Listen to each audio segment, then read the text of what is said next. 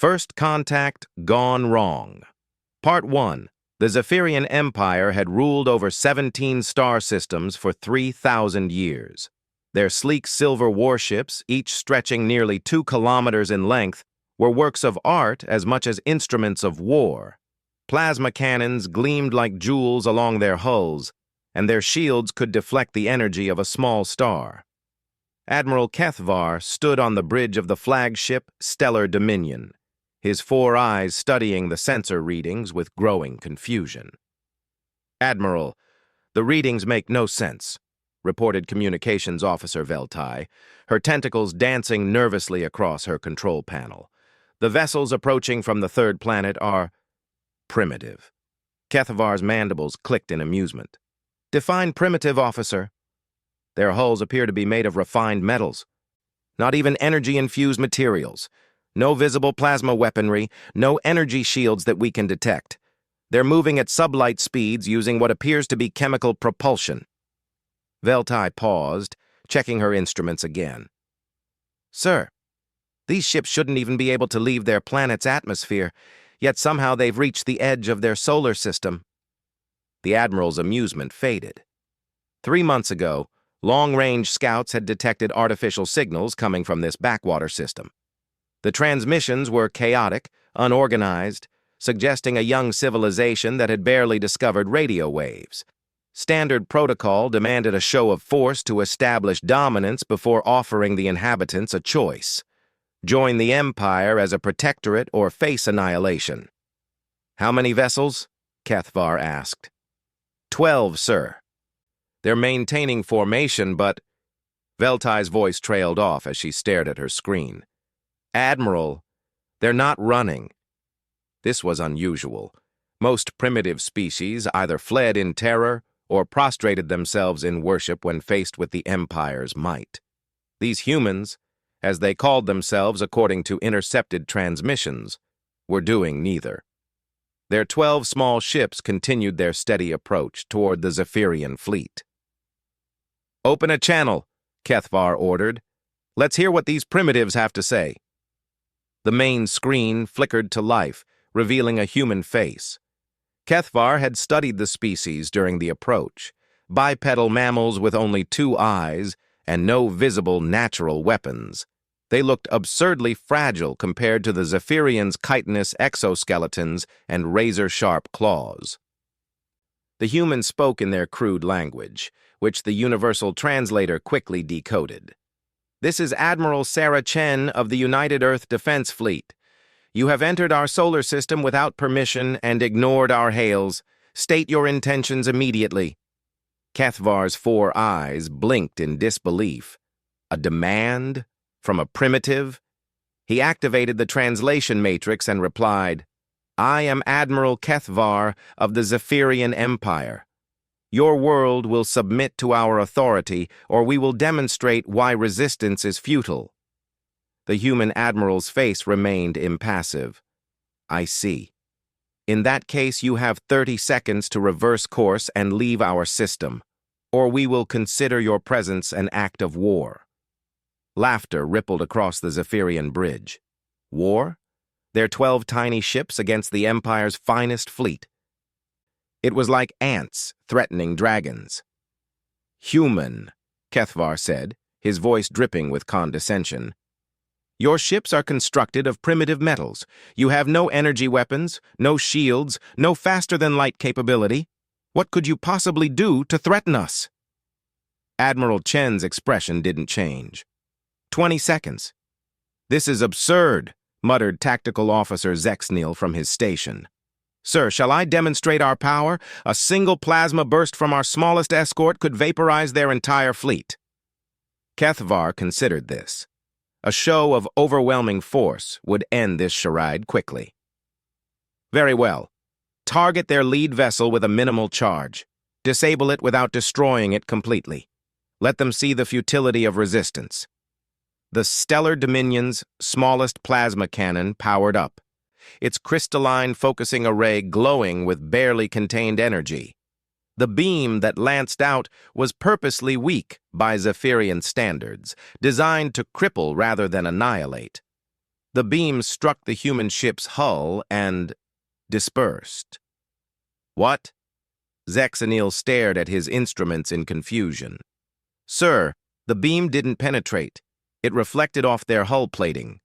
Impossible, Kethvar snapped. Increase power by 50%. The second beam was noticeably brighter, carrying enough energy to melt through a mountain.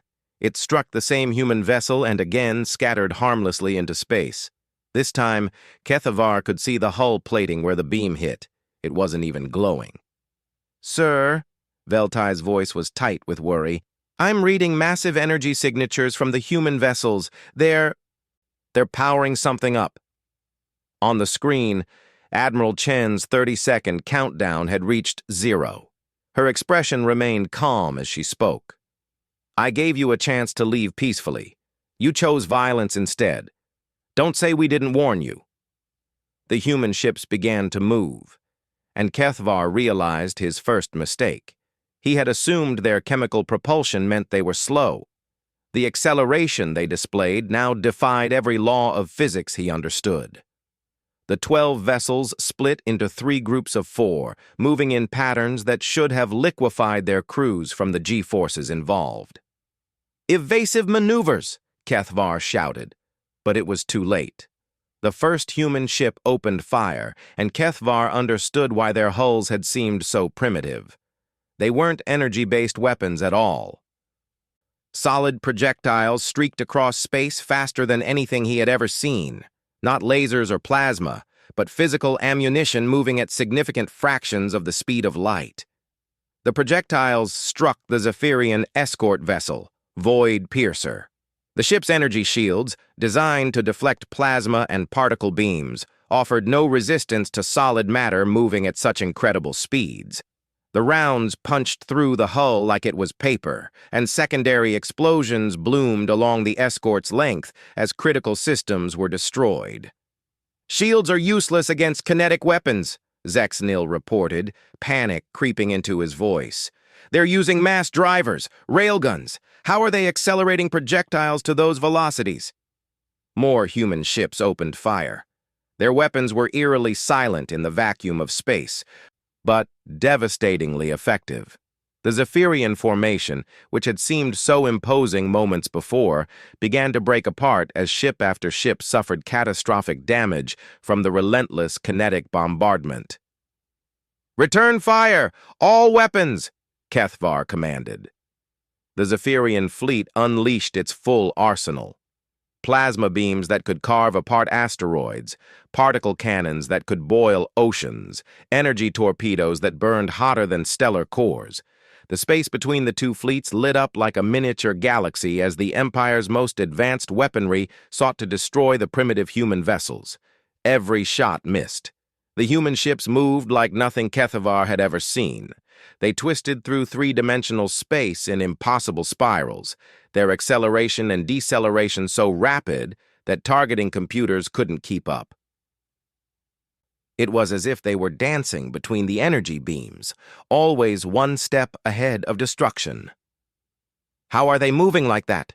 Kethvar demanded. "Their crews should be dead from the G-forces." "Sir," Veltai's voice was barely a whisper, "I don't think there are crews."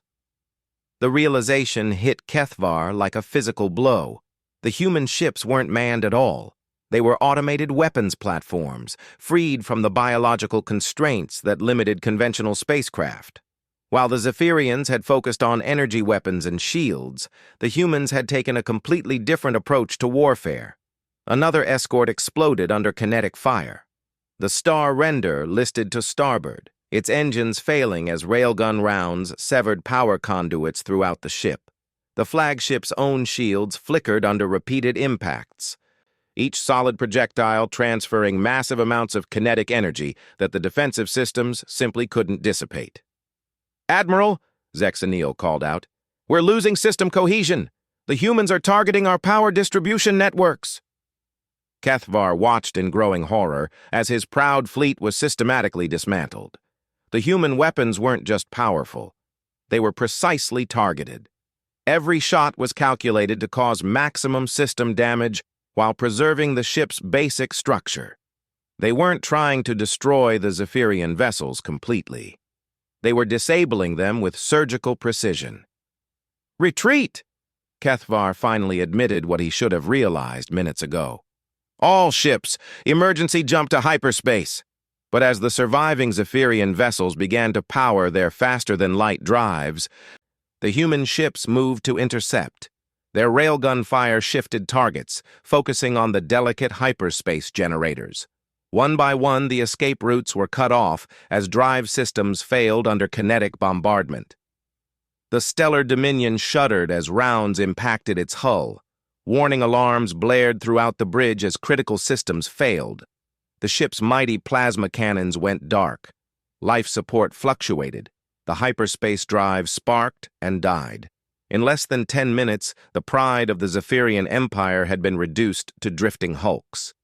Not destroyed, but completely helpless. And through it all, the 12 human ships continued their deadly dance through space, untouched and seemingly inexhaustible. Admiral Chen's face appeared on the screen again. Her expression was no longer calm. There was something predatory in her eyes that made Kethvar's exoskeleton shiver. "As I said," she spoke with quiet authority, "you were warned. Your ships are disabled but intact. Your crews are alive. This was a demonstration of restraint, not weakness. Now let's discuss the terms of your surrender." Kethvar stared at the human in stunned silence. In his 3 centuries of service to the Empire, he had conquered dozens of worlds and faced hundreds of enemy fleets. Never, not once, had he been so thoroughly outmatched by what he had initially dismissed as primitives. The humans hadn't just won. They had redefined the very nature of space warfare. And somewhere in the back of his mind, a terrifying thought began to form. If 12 human ships could do this to his entire fleet, what would happen when the Empire sent its full armada in retaliation? The first contact had indeed gone wrong, but not in the way anyone had expected. First contact gone wrong. Part 2. 3 days after the humiliating defeat at the edge of human space, Admiral Kethvar found himself in the most unusual position of his military career. A prisoner who was being treated better than most Zephyrian officers treated their own subordinates. The human vessel that had docked with his crippled flagship was a revelation in itself. While the exterior maintained the same utilitarian design philosophy as their warships, the interior was surprisingly comfortable. The humans had somehow created an atmosphere that both species could breathe, adjusted the gravity to accommodate Zephyrian physiology, and even provided food that was not only edible but actually quite pleasant. Dr. Elena Vasquez, the chief xenobiologist assigned to the first contact team, had explained that they had been monitoring Zephyrian transmissions for weeks, learning everything possible about their physiology and culture. The humans, it seemed, had been preparing for this encounter far longer than anyone had realized. "Your empire spans 17 systems," Admiral Chen said, as she entered the conference room where Kethvar waited. 3,000 years of conquest and expansion, impressive by most standards. Kethvar's mandibles clicked nervously. The human admiral moved with the confidence of someone who held all the advantages, yet her demeanor remained professional rather than gloating. "You seem remarkably well informed about our history. We've been listening to your broadcasts since our deep space monitoring stations detected your scout ships 3 months ago," Chen replied, settling into a chair across from him. "Your language was challenging to decode at first, but your empire's bureaucracy loves its detailed reports. Very helpful for translation matrices."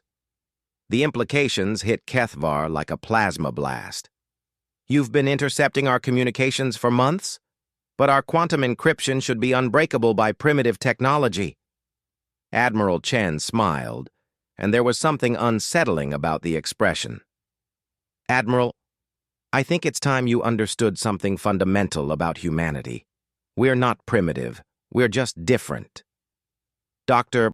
Vasquez activated a holographic display that showed the Zephyrian Empire's territorial map alongside what Kethvar assumed was human space. The human territory was tiny by comparison, encompassing only their home system and 2 nearby colonies, but the detail level of their intelligence on Zephyrian space was staggering. "We've been watching your empire for quite some time," Dr. Vasquez explained. "Your expansion pattern, your technology, your military doctrine, we knew this day would come eventually." "Impossible," Kethvar protested. "Our fastest scouts only discovered your system 3 months ago.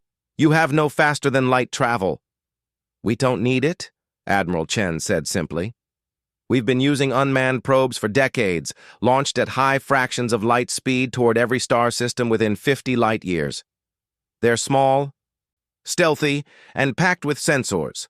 Some of them have been collecting data on your empire for over 20 years. The revelation staggered Kethvar. While the empire had been focused on conquering and controlling space through overwhelming force, the humans had been quietly studying everyone around them. Patient, methodical, terrifyingly thorough. "Your probes went undetected because our sensors aren't calibrated to find such small objects," Kethvar said, more to himself than to his captors. "Exactly," Dr. Vasquez nodded. "Your empire's technology is impressive, but it's designed around a very specific philosophy. Bigger is better, more energy is superior, overwhelming force solves all problems. Humanity took a different approach." Admiral Chen gestured to the holo display, which now showed technical specifications of the human warships. "Our vessels aren't primitive, Admiral. They're optimized. Every gram of mass, every joule of energy, every cubic centimeter of space is used with maximum efficiency." Kethvar studied the display with growing amazement. The human ships were marvels of engineering, but not in the way Zephyrian vessels were. Where Empire technology relied on brute force applications of exotic materials and massive energy generation, human technology was elegant in its simplicity. "Your railguns," he said, unable to hide his professional admiration. "The power requirements should be enormous." "They are," agreed Dr. Vasquez. "But we solved that problem differently than you might expect. Instead of building bigger power plants, we built better capacitors. Instead of using more exotic materials, we learned to manipulate the ones we had at the molecular level. Every human warship is essentially a flying battery, with the capacity to discharge incredible amounts of energy in precise, controlled bursts." The display showed the internal structure of a human vessel. Kethvar was astounded to see that nearly 60% of the ship's volume was dedicated to energy storage and weapon systems. There was no crew quarters, no recreational areas, no command centers filled with dozens of officers. "Automated warfare," he murmured. "You removed the biological component entirely." "Not entirely," Admiral Chen corrected. "Our ships are controlled by human operators, but they don't need to be aboard. Quantum entanglement communication allows instantaneous control across any distance. Our pilots are sitting safely on Earth, Mars, and Europa, controlling these vessels through neural interface links." This was beyond anything the Empire had imagined. The Zephyrians had always assumed that removing organic crews from warships would make them less effective, more predictable. But the humans had turned their biological limitations into advantages. "Your maneuvers during the battle," Kethvar said. "No organic crew could survive those accelerations." "Exactly. Our ships can pull maneuvers that would instantly kill any biological crew.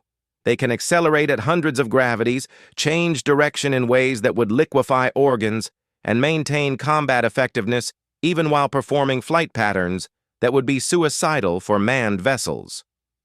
Dr. Vasquez brought up tactical analysis of the recent battle. "Your plasma weapons are incredibly powerful, Admiral. If any of them had hit our ships, we would have been destroyed instantly. But they can't hit what they can't predict, and our unmanned vessels can move in ways that biological crews simply cannot." Kethvar watched the replay of the engagement, seeing it now from a completely different perspective. The human ships hadn't just been lucky or fast. They had been operating in a completely different paradigm of warfare.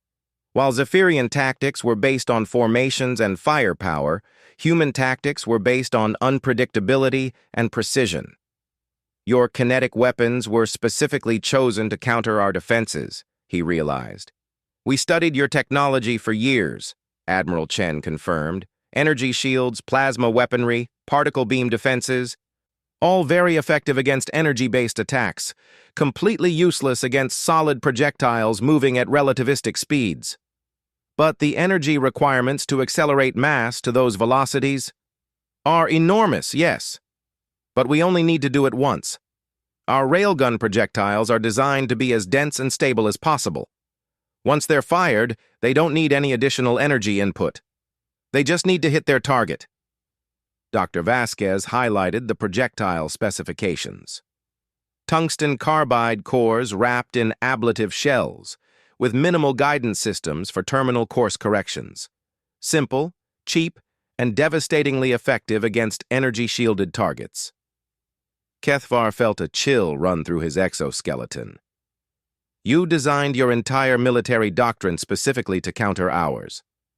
Not just yours, Admiral Chen said grimly. We've observed 17 different spacefaring civilizations in this region of the galaxy.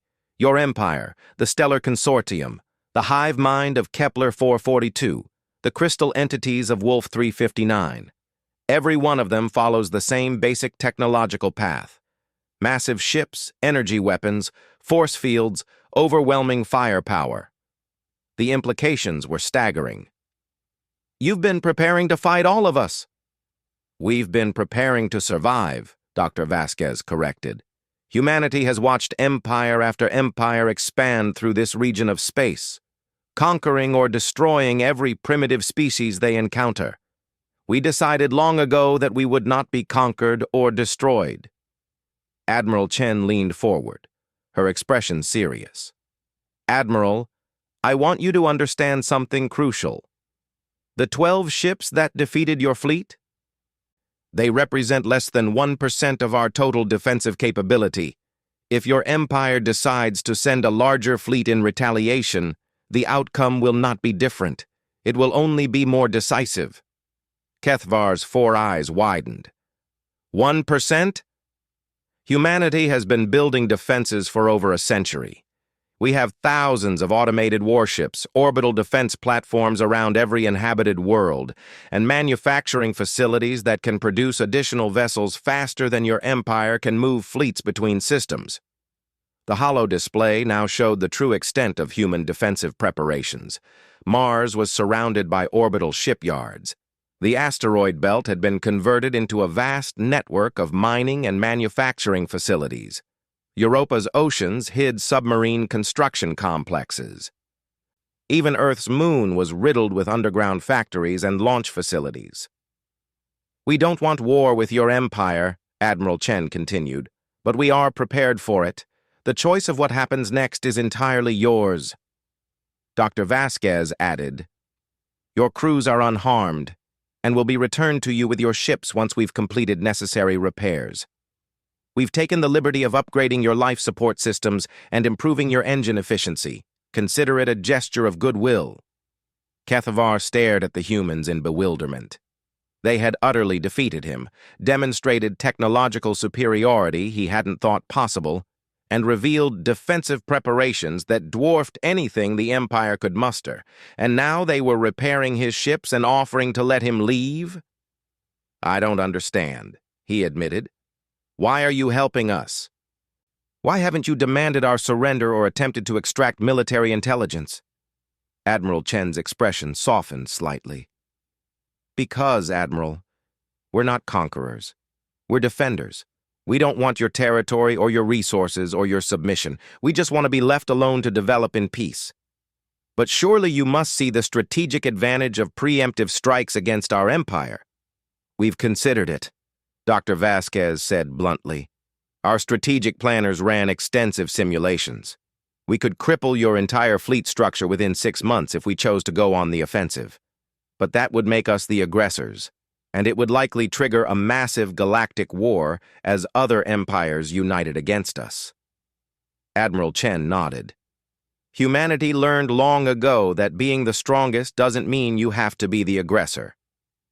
We prefer to be a powerful neighbor that everyone chooses to leave alone rather than a conquering force that everyone fears and hates. Kethavar was beginning to understand that humanity's greatest weapon wasn't their technology or their tactics. It was their restraint. They had the power to destroy his empire, but they were choosing not to use it. The psychological impact of that restraint was perhaps more devastating than any weapon. "What do you want from me?" he asked finally. "Take a message back to your empire," Admiral Chen replied. "Tell them exactly what happened here. Tell them about our capabilities, our preparations, and our intentions. Make it clear that we have no interest in conquest, but we are fully prepared to defend ourselves against any aggression." "And if they don't believe me?" Dr. Vasquez smiled grimly. "Then they're welcome to test our defenses with a larger fleet, but I strongly recommend against it." As Kethavar prepared to return to his repaired ship, he realized that the balance of power in this region of space had just shifted dramatically. The Empire had been operating under the assumption that they were the apex predator in their corner of the galaxy. They had just discovered they were wrong. First Contact Gone Wrong, Part 3. The emergency session of the Zephyrian High Command had been in session for 6 hours, and Admiral Kethavar could feel the skepticism radiating from every member of the War Council. Supreme Commander Thexmore, leader of the Empire's military forces, had listened to his report with increasing disbelief. "Let me understand this correctly," Thexmore said, his voice carrying the authority of 3 millennia of conquest. "A dozen primitive vessels destroyed your entire fleet. Ships using outdated chemical propulsion defeated the finest technology in the Empire?" "They weren't primitive, Supreme Commander," Kethavar insisted, his 4 eyes meeting the gaze of each council member. "Their technology is different from ours, optimized for warfare in ways we never considered." Fleet Admiral Zekthera, commander of the 3rd Battle Group, scoffed audibly. "Kethavar, your fleet was outnumbered and unprepared. These humans simply caught you off guard. A proper military response will show them the true might of the Empire." Kethavar had anticipated this reaction. The Empire's military doctrine had worked for 3,000 years. The idea that a species without faster-than-light travel could pose a serious threat was almost impossible for his colleagues to accept. "I have combat recordings," he said, activating the holographic display system. "See for yourselves." The War Council watched in silence as the battle unfolded. Kethavar could see the exact moment when disbelief turned to concern on their faces. The impossible maneuvers, the precise targeting, the complete ineffectiveness of Zephyrian weapons against human vessels. "This footage has been altered," declared Intelligence Chief Vexnala. "No ship can move like that without killing its crew." "The human ships are unmanned," Kethavar explained, "controlled remotely through quantum entanglement communication. They can perform maneuvers that would be fatal to any biological crew." Supreme Commander Thexmore studied the tactical display with the eye of a seasoned warrior. "Their weapons appear to be simple kinetic projectiles. Crude, but effective against energy shields. We can adapt our defenses." "With respect, Supreme Commander." They anticipated that response. Kethavar brought up the intelligence data the humans had shared with him. "They've been studying our technology for decades. Every adaptation we might make, they've already planned counters for." The council chamber fell silent as the implications sank in. The Empire's expansion had been built on technological superiority and overwhelming force. The idea that a smaller civilization had been quietly preparing to neutralize their advantages was deeply unsettling. Fleet Admiral Zekthara leaned forward. "How extensive are their defenses?" "According to their own claims, The 12 ships that defeated my fleet represent less than 1% of their total military capability, Kethvar replied. They've been preparing for this kind of confrontation for over a century. Impossible, Vexnala interjected. Our scouts only detected their civilization 3 months ago. They detected us much earlier, Kethvar explained.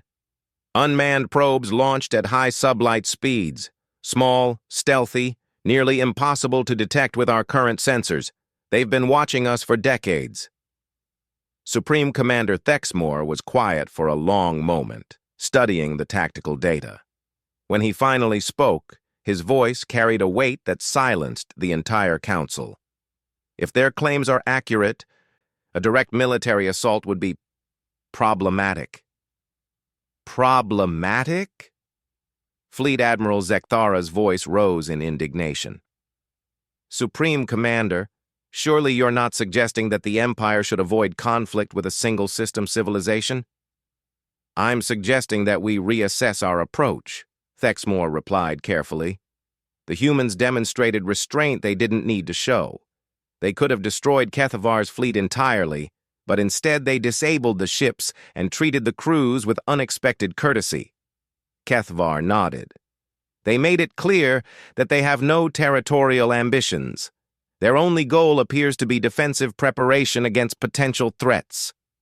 Intelligence Chief Vexnala activated her own display, showing a galactic map with known civilization territories. If we cannot expand through their system, our access to the Outer Rim territories becomes significantly more difficult. The humans control the most direct route to over a dozen star systems. Then we go around them, suggested Fleet Admiral Zekthara. The alternative routes add decades to any expansion effort, Vexnala replied. And if the humans' defensive capabilities are as extensive as they claim, those decades give them time to spread their technology to other civilizations. Supreme Commander Thexmore studied the strategic implications with growing concern. The Empire's expansion had been remarkably successful because they had always been the most advanced military force in any confrontation. The humans represented something unprecedented, a civilization that had specifically prepared to counter Imperial technology. There's another factor to consider, Kethvar added reluctantly. The humans mentioned that they've been observing 17 different spacefaring civilizations in this region. They're not just prepared to fight us. They're prepared to fight everyone. The council chamber erupted in discussion as various members debated the implications. Some argued for immediate massive retaliation, others for attempting to negotiate, and a few suggested avoiding human space entirely. Supreme Commander Thexmore raised his hand for silence. I've made my decision. We will test the humans' claims with a limited engagement. Fleet Admiral Zekthara's eyes brightened. How limited, Supreme Commander? The 5th Battle Group will conduct a reconnaissance in force, Thexmore announced. 50 ships, our most advanced technology, with orders to probe human defenses and assess their true capabilities. And if they prove as formidable as Kethvar suggests, asked Vexnala. Then we reassess our entire expansion strategy, Thexmore replied grimly. 3 weeks later, the 5th Battle Group arrived at the edge of human space. Fleet Admiral Zekthara commanded the formation from the massive dreadnought Galaxy's Edge, a ship that dwarfed even the largest vessels in Kethavar's original fleet. The 50 ships under his command represented the Empire's most advanced military technology, including experimental weapons and defensive systems. Human vessels detected, reported the tactical officer. 36 ships moving to intercept. Zekthara smiled with predatory satisfaction. The humans had responded with 3 times as many ships as they had used against Kethvar's fleet, but they were still outnumbered. Open communications. Let's see if they're as confident when facing real Imperial might. The human who appeared on screen was not Admiral Chen.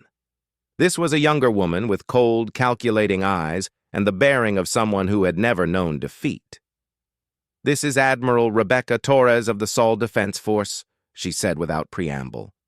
"You are in violation of the territorial boundaries we established during our previous encounter. Withdraw immediately or face the consequences."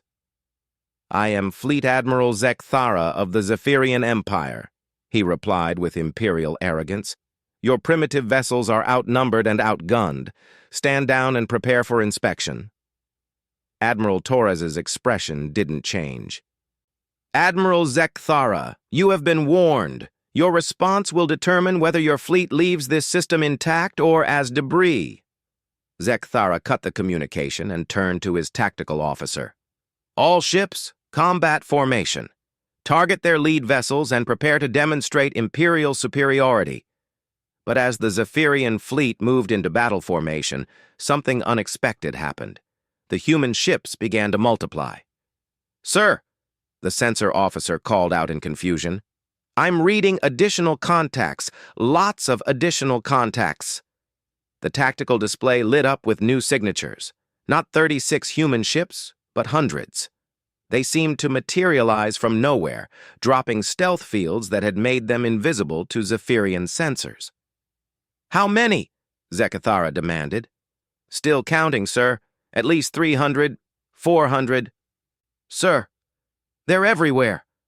The human fleet that had seemed manageable moments before had become an overwhelming force. Worse, these weren't just more of the same small warships Kethvar had faced. Some of the contacts were massive, dreadnought-sized vessels that had been hiding in the outer system. Admiral Torres's face reappeared on screen. "Admiral Zekthara, I'm giving you one final opportunity to withdraw. What you're seeing now is still only a fraction of our defensive capability." Zekthara stared at the tactical display in growing horror. The humans had been playing with Kethvar's fleet. This was their real strength, and it was terrifying. "Sir," his communications officer called out, "we're receiving a transmission from Supreme Command, Priority Alpha." Supreme Commander Thexmore's image appeared on a secondary screen. "Zekthara, new intelligence has come to light. Abort the engagement immediately and return to Imperial space." "Sir, we can still—" "That is a direct order, Fleet Admiral. Disengage immediately." As the Zephyrian fleet began its withdrawal, Admiral Torres's final words followed them across space. "Tell your Supreme Commander that humanity is willing to discuss formal diplomatic relations. But understand this. Any further military incursions into our space will be met with overwhelming force." The retreat to Imperial space was conducted in complete silence. Fleet Admiral Zekthara had led 50 of the Empire's finest ships into what should have been an easy confrontation, only to discover that the humans had been holding back during their first encounter. When the fleet returned to Imperial space, they found the entire power structure of the Empire in chaos. Intelligence reports from across the galaxy had revealed the true scope of human preparation. Other civilizations had begun reporting mysterious probe sightings. Trade routes were being disrupted by unknown surveillance activities. The humans hadn't just been watching the Zephyrian Empire. They had been studying everyone. Supreme Commander Thexmore called another emergency session of the High Command, but this time the discussion was very different.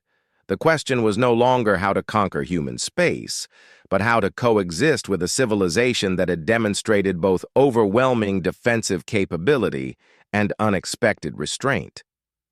"The humans have forced a fundamental change in the balance of power," Thexmore announced to the assembled commanders. "For the first time in 3 millennia, the Empire has encountered a civilization that cannot be conquered through conventional means. So what do we do?" asked Fleet Admiral Zekthara, his earlier arrogance completely gone. "We adapt," Thexmore replied. "The humans have offered diplomatic relations. I believe it's in our best interest to accept." As the Zephyrian Empire began its first formal diplomatic contact with humanity, word spread throughout the galaxy that the age of easy conquest was over. The humans had not only defended themselves successfully, they had fundamentally changed the rules of galactic politics. And in the Sol system, Admiral Chen reviewed the intelligence reports with satisfaction. Humanity's long period of preparation was finally paying off. They had achieved something remarkable: respect through strength, peace through preparedness, and security through the demonstrated will to defend themselves at any cost. The first contact hadn't gone wrong at all. It had gone exactly according to plan.